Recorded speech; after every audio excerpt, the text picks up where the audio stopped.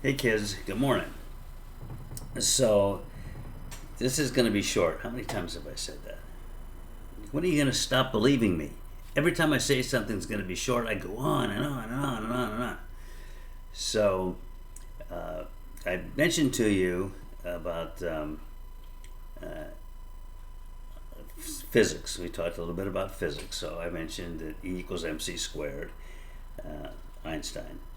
And the total amount of energy in the universe is a constant.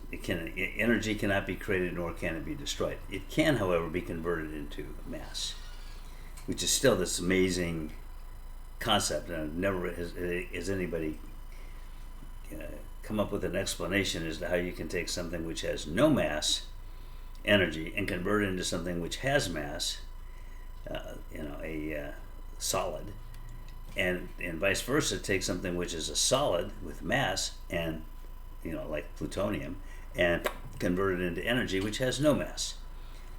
I don't know. Maybe we'll find all this out, on that judgment day when we talk to the big guy in the sky. Yeah, that rhymes. So we've talked about that, and that's an amazing concept that energy cannot be created nor destroyed and is a constant. So, and I mentioned Socrates to you, and I mentioned the Phaedo. So now you're probably wondering, do these things have anything to do with each other? Yes, they do. Socrates, pretty clever fellow, and what we know about Socrates, like Plato's Republic, that was written by Plato, which is Greek for fat, because he was a husky guy, as compared to Socrates, who was skin and bones. So Plato's Republic is Socrates talking to students.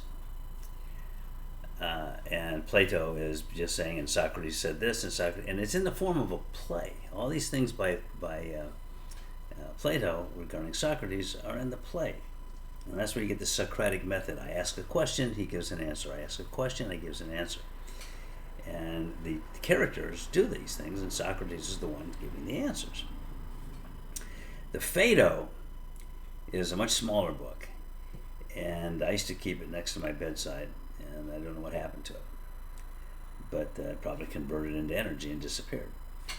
So Socrates was a plague on the authorities in Athens, because he was always running around having these schools. He was poverty stricken, he had no money, and people would just come and flock and they'd listen to, particularly those nasty young people that were always criticizing. Without good reason, but the people criticizing him are old people who deserve even more criticism.